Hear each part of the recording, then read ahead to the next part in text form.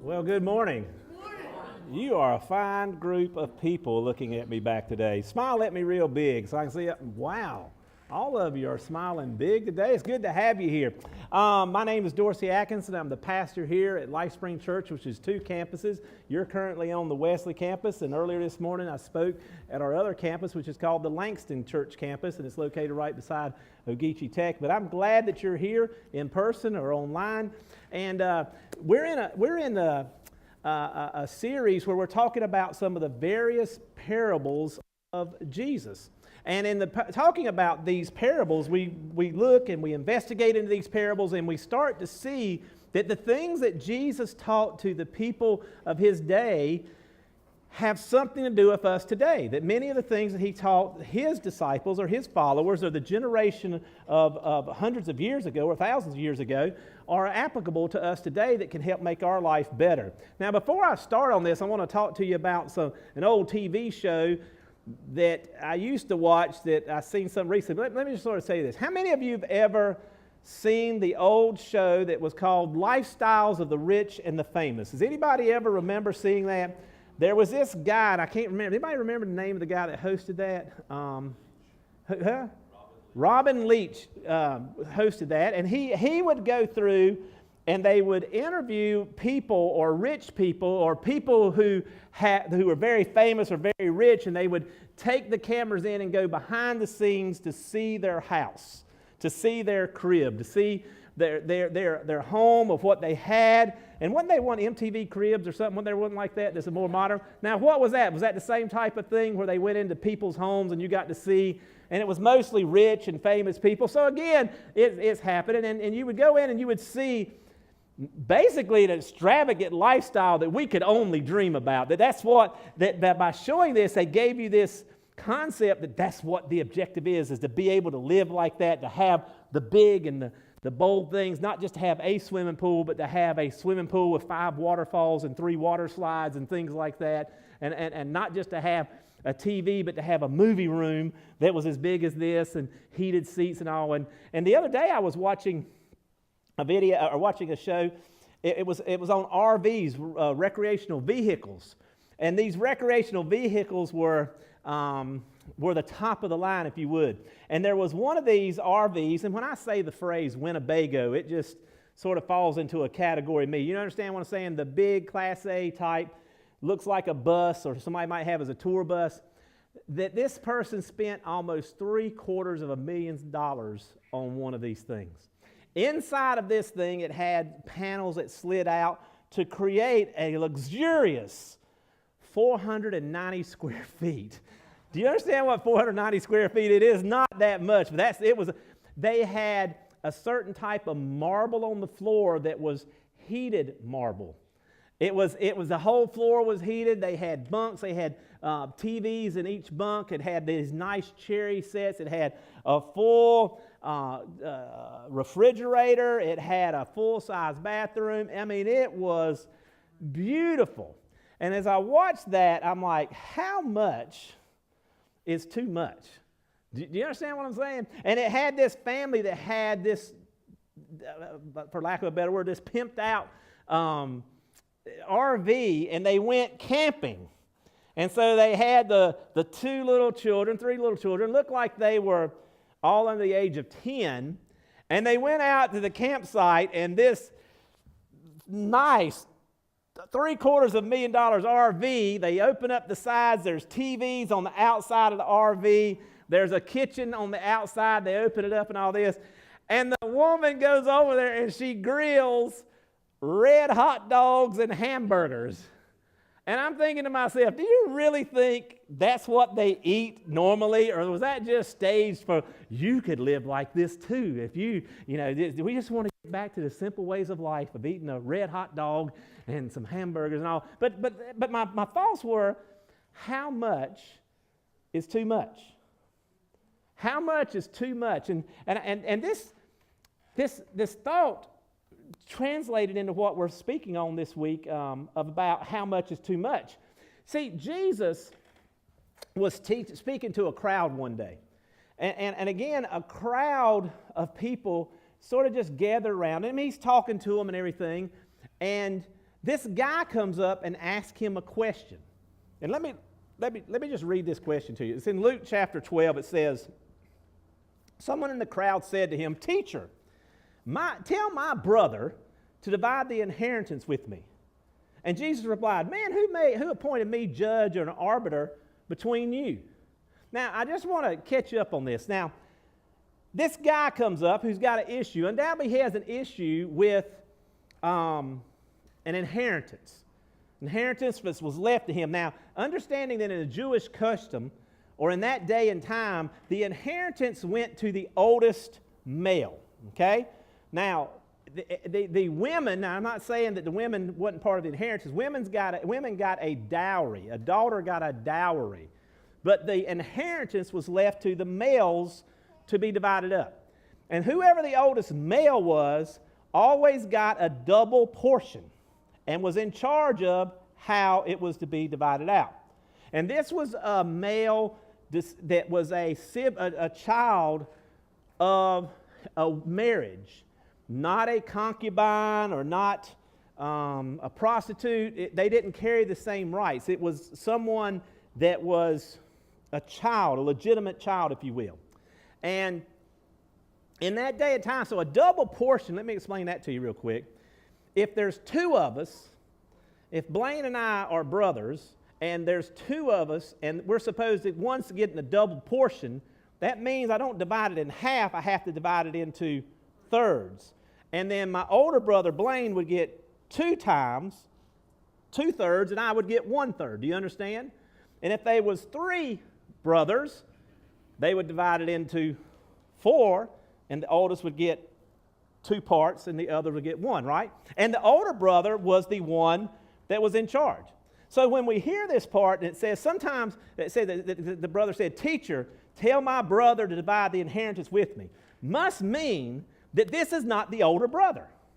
Because the older brother is in charge of the money. He can divide it when he wants. So this concept here, or what we're trying to pull out of here, is what I see in here, is that this is a younger sibling of someone who has been put in control of a lot of stuff. Stuff that I think is mine if I'm him. Blaine, you in charge of my brother, give me my money.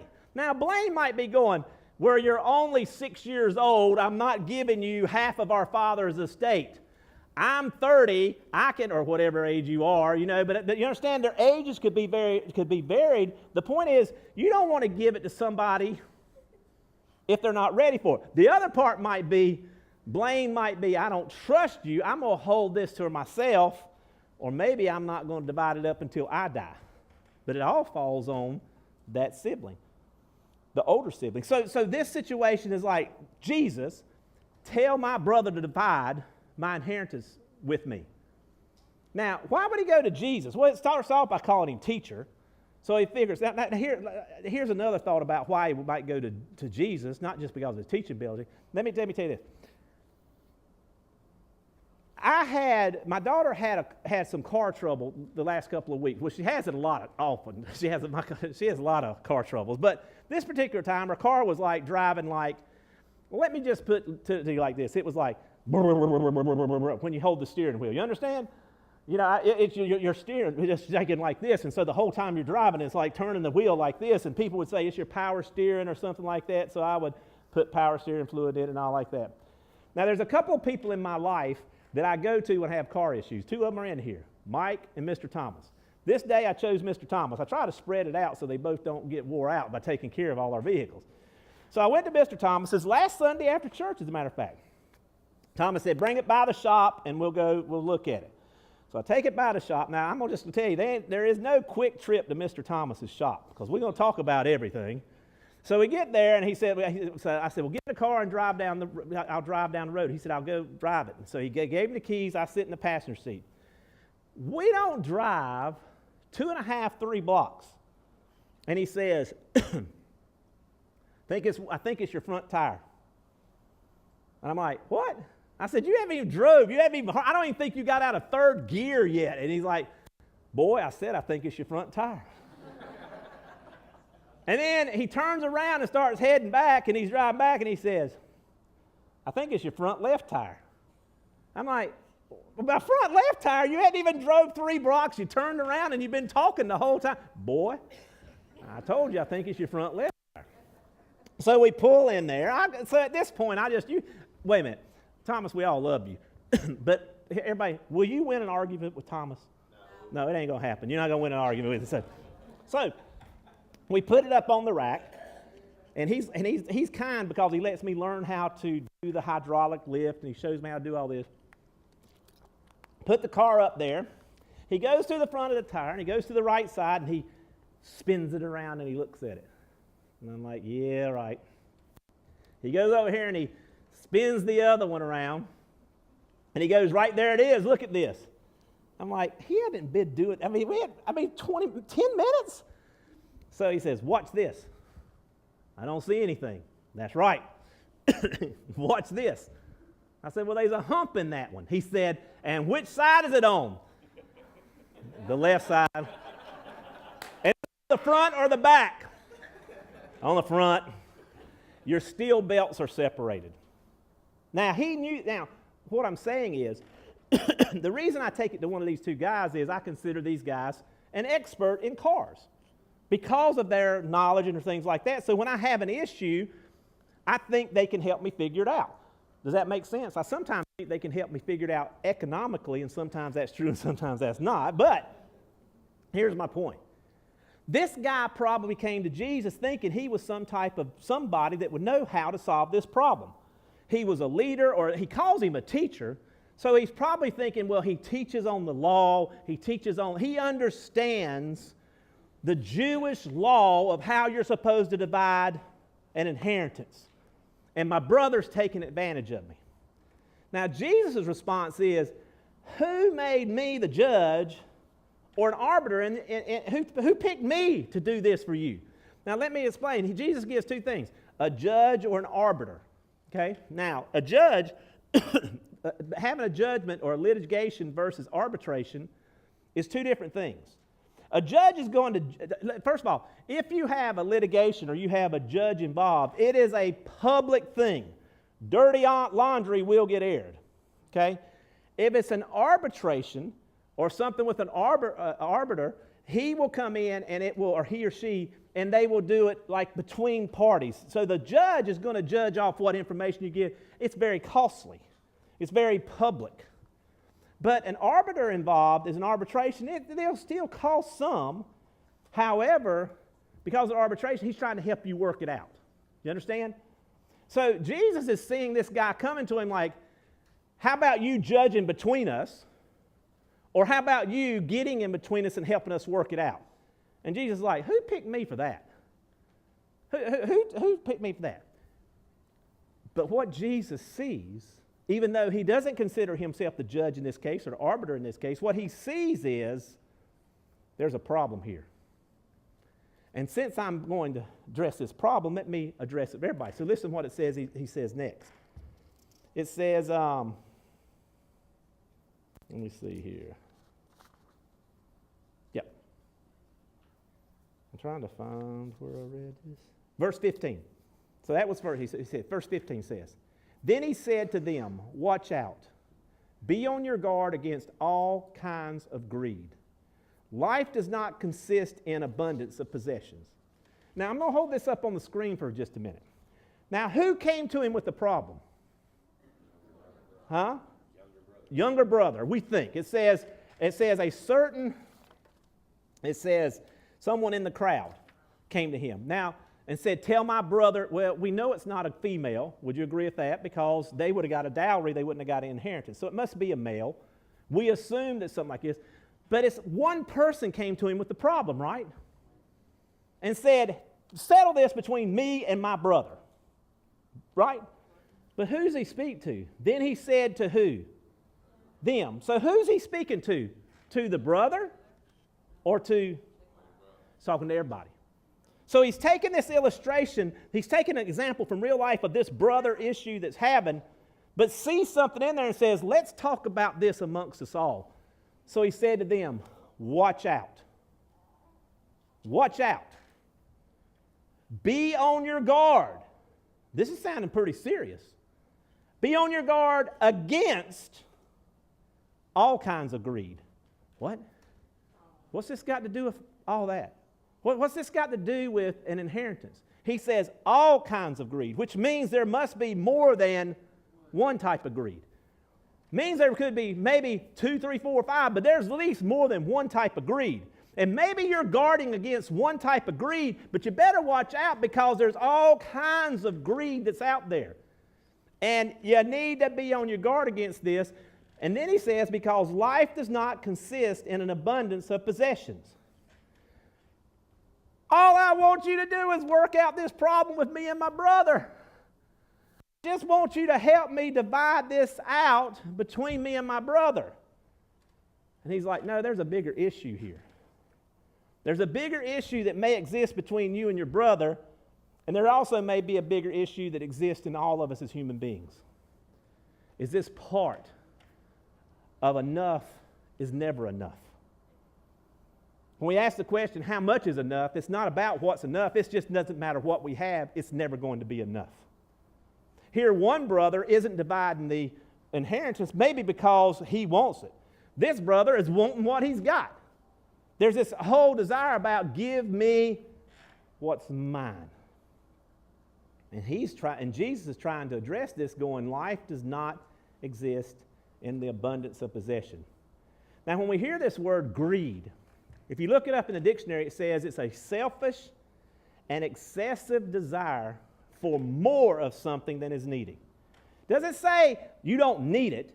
Doesn't say that we all don't have needs of some type. But it's saying that it's an excessive need, excessive desire for more than what you have. So in other words, if I need 10 and I get 10, then I need more. 10's no longer enough. If I get 15, then I get 15. 15's not enough. There's just this desire for more. For more. And I want it for me. Greed is all about me, not you. It's about me. There was a story, a saying that used to go around, he who dies with the most toys wins. And that was on T-shirts there for a long period of time. But that's not true. Because he who dies with the most toys dies. You're dead. I mean, it's like, how do you win? I mean, you understand? I'm just going to say this. If you're playing a card game, does anybody ever play cards? You die at the card table. You don't win. It doesn't matter what. I mean, you think if you have the winning hand and you die, they're really going to play that hand out after you die at the table? Nope. You know what they're going to do? They're going to take that deck after they send you off. Somebody else is going to take your place. They're going to shuffle the deck. They're not going to put somebody in there to play your hand out. They're just going to shuffle your stuff back up in there and divide it back out. And isn't that what's going to happen when we all die? That what you think and what you're working on now and what you're doing is not going to be yours. It's going to be divided up and reshuffled back into the deck and put out to other people. And so Jesus is seeing this and he's addressing this. And so he goes on to say this. He told them a parable, a story. So this is not a true story, but he's taken a real life situation. He's taken real life feelings that we have as humans and desires that we have as humans. And despite our efforts to be like God, despite our efforts to follow Jesus, see him as a teacher, and be in his presence, we still don't get some things. So he's going to tell them this story to help them to take the issue between the brothers and the desires of humanity and work them into a story called a parable. He says, the ground of a certain rich man yielded an abundant harvest. He thought to himself, everybody do how do you think to yourself? So everybody do that real quick. Everybody just go, Now, it doesn't count if you don't put your hand up here, you know. This is thoughtful. Yeah, see, when you got a beard, it's like that. Yeah, let me think about that. John Williams, he went straight to that beard and went, let me think about that, you know. Preston, you'd have to go, let me think about that one right there. No, yeah, you got that one, didn't you? But, let me think about that. So he says, it yielded a certain crop, and he thought to himself, what shall I do? I have no place to store my crops.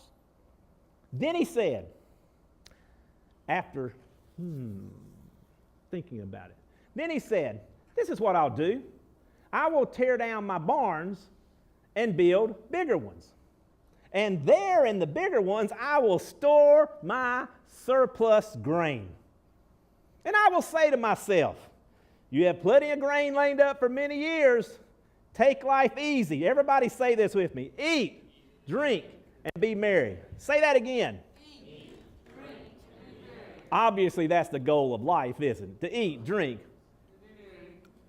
and be merry. But God said to him, what does he say? Now, there's not many times in the scriptures that God or Jesus says someone is a fool or foolish. But in this parable, he says, he says that God says this, you fool. This very night, your life will be demanded from you. Then who will get what you have prepared for yourself? This is how it will be with whoever stores up things for themselves but is not rich toward God. So I want to break this down to you a little bit. If you look at verse 16, we see something important. Can you pull 16 up? Then he told them this parable, the ground of a certain what? Say that again. He's already rich. This is not a poor man. This is not a man that doesn't have anything. He has a lot. To the world, to his people around him, he's considered rich. Now, when I grew up, there was a status symbol attached to an automobile. That when you had hit a certain level of your life and income, this is the automobile that said you have made it. Now, I want you to think back, if you're over the age of 30, to what, before imported cars came into our country, what was the status symbol that was signifying that you have made it in terms of wealth? What kind of automobile would it be? Cadillac. It wasn't a type of car. You understand what I'm saying? It's like it didn't matter what Cadillac you had. Cadillac said to the world, I'm there. Now, you might have a loan that's like you can't even pay, but do you understand what I'm saying? There's certain things that this guy, to everyone, was rich. He had it. Which means rich means he probably had stuff they didn't have, right? Maybe he had a home. Maybe he had butlers. Maybe he had maids. Maybe he had multiple cars. Maybe he had multiple houses. Maybe he had multiple wives, which I don't know how he could be rich and have multiple wives, but do you understand what I'm saying? Maybe he had companies that other people ran and he just sit back and take it easy. But whatever it is, he's considered rich by those around him. And all of a sudden, this rich person has an abundance of a harvest. It's so big of a harvest, he can't even put it in the barns that he's already got because they're full. Now understand, a rich man probably has a lot of barns. And now this year he's given this abundance. Now maybe it's because he's got better irrigation than anybody, because he could afford it, maybe put better fertilizers, maybe, I don't know. But something happened, he has this abundance. And it says that what he does when he has this abundance is, he thinks about it. Now, I want you to understand that money in itself, or an abundance, is not bad.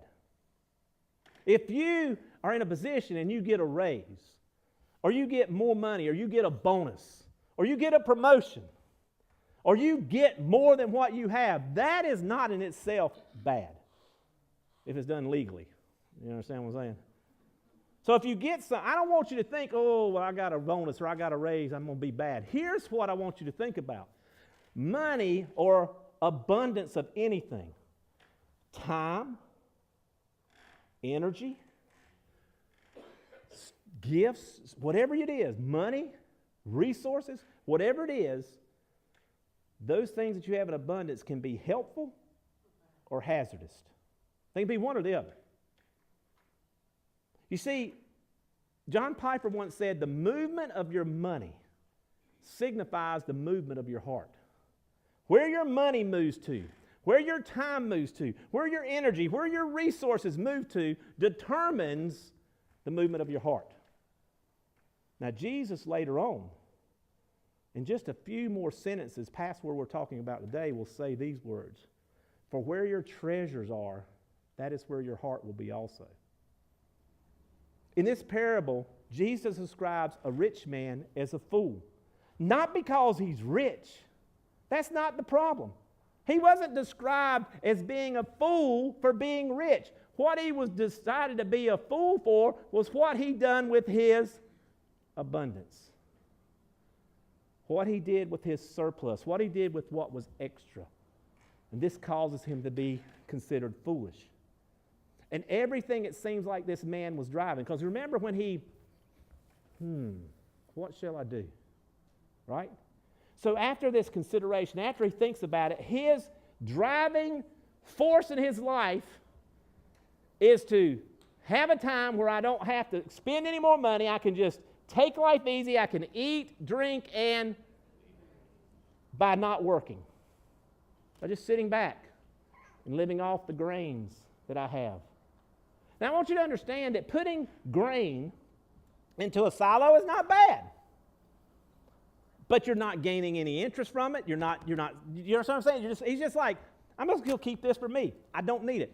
How many of you who live in a home or rental place, how many of you have collected stuff over the years, but you're scared to get rid of it? You understand? How many of you have clothes in your closet that don't fit, but you ain't got rid of those clothes? Huh? I'm not saying y'all getting fat or anything. You could have gone the other way. You could have got skinny, but there's this one group that's going, well, I might lose weight and get back into them. And there's this other group going, well, I might not lose weight and go back into them. I'm like, I don't know. So my point is, there's attics full of stuff. There's garages full of stuff. I have moved most of you somewhere, sometime in these 10 years of having a transitional congregation. I feel like it ought to be LifeSpring Moving Company sometime. I had some students move out a couple of weeks ago.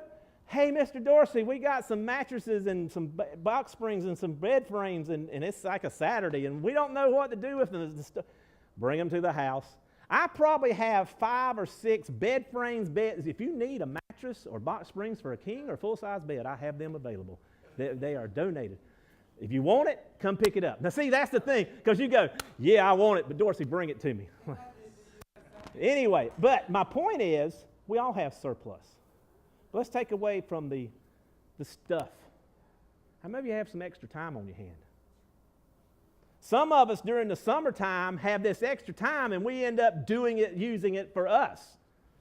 Sometimes, like college students, young people, they like, oh, I don't know what to do. And it's like, what are you doing there? Well, I'm not taking any classes. I'm only working 20 hours a week. And it's like, you do have some time. You do have some time. There's other love. We just want it to be spent on us. But that's not, having the stuff is not the issue. It's what you do with it that determines whether you're foolish or whether you're being rich toward God. I want you to understand this. It says in this story that after he tears down his stuff, right, and starts building others, that God says, you fool, tonight your life's demanded of you, right? Well, let me ask you this. If in that time when he was doing like John Williams, thinking about what shall I do, if he would have just, what shall I do? If God knew that he was going to take his life, if God knew what was going to happen, do you think God would say the best thing for you to do is tear down your barns and build some new ones? You think that's what God would have told him to do? Especially if he knows what's coming. Maybe if he'd have took the time in his abundance and rather than let his greedy heart decide what to do with it, and maybe ask God, what have you given me this for? And what do you want me to do? Now, if God says put it in a bin, listen, scriptures are full of times that God says store it up. For 7 years, there was plenty in Egypt. And God told Joseph through a dream, you need to store that stuff up for 7 years because 7 years of famine are coming. And that they stored later began what saved them. But this guy didn't do that. What shall I do with my stuff? So here's where we're coming at today. What could he have done different to be rich toward God? What could you do different in this world today to be rich toward God and not considered a fool at the end of your life for what you've been given? What if you started thinking of yourself as a steward or a trustee of things that God has given you? See, we feel like we own it. We have the title to it, we have the ownership papers, but what if you're a trustee of that? What if you look at everything you have and begin to look at it as a trustee, as this is mine for a temporary time, for a moment in time, that I'm responsible for its growth, its development, or whatever, but it's to be used to further the kingdom of God? What if you did that with your time? What if rather than watching and binging on another season of another show that you took your time and done something with that other than binging on it? By the way, binging is another thing of self-indulgence, isn't it? And how many of you have known people to binge and watch a whole series or two of stuff with that time, but then the next few weeks they'll say, I didn't have time to do such and such? We've all done it. We've all been there. Or what if it wasn't our time? What if it's our service? What if it was helping others? Oh, I'll go do this and help myself, and I'll build this thing, and I'll do this. This is what I love about these two guys that I talked about automobiles. Because Thomas didn't charge me anything. These guys helped me. I'm not their son, though they treat me like their son sometimes. I'm not kin to them, though they treat me like I'm kin. They help me with what they have.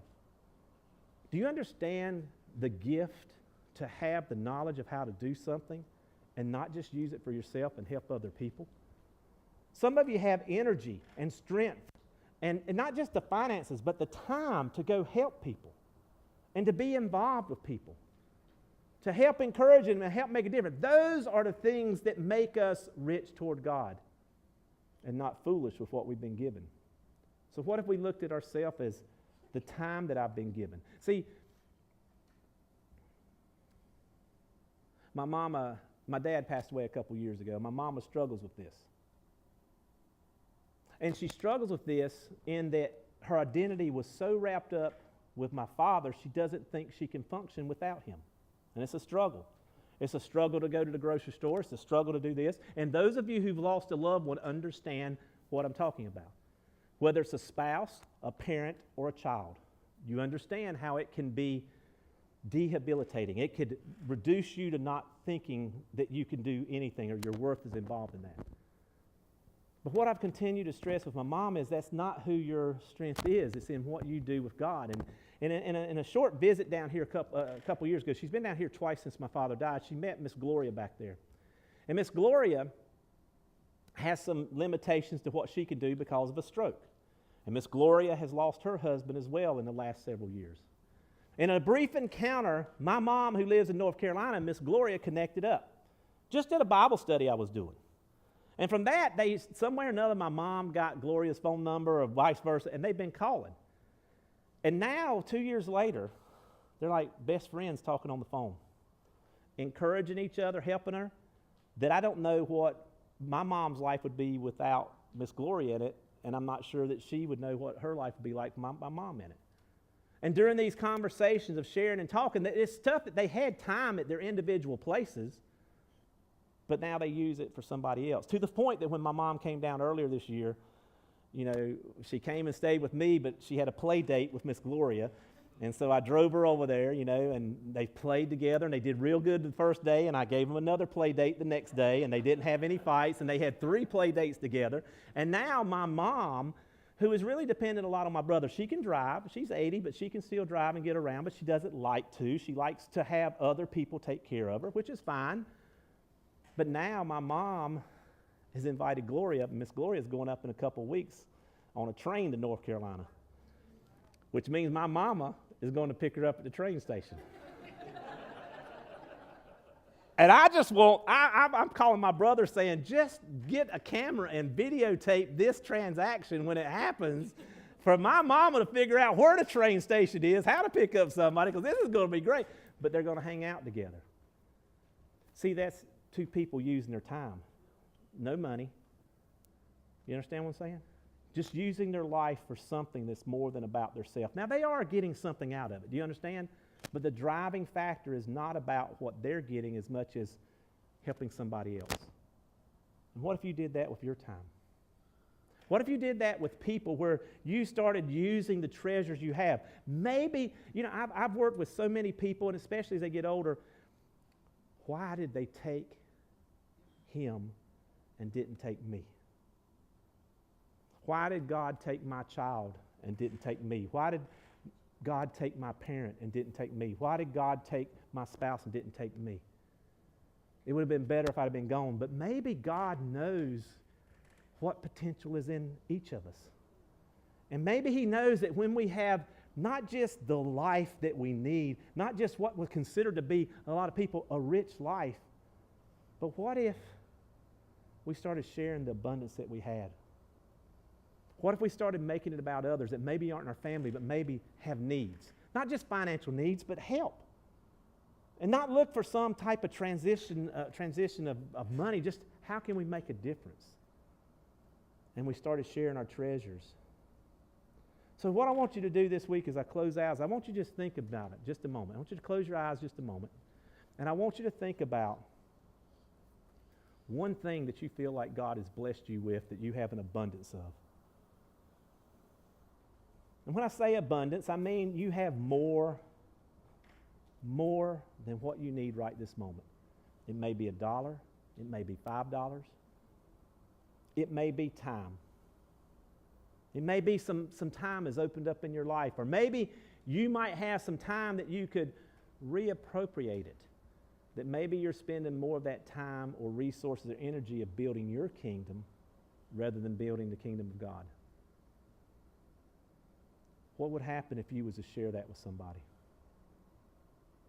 What would happen in your world if you were to begin to share and to be generous with your time, your talents or skills, your gifts, your resources, or even your witness of what you've seen in life to be able to share and encourage with others? What would happen if you were to share that?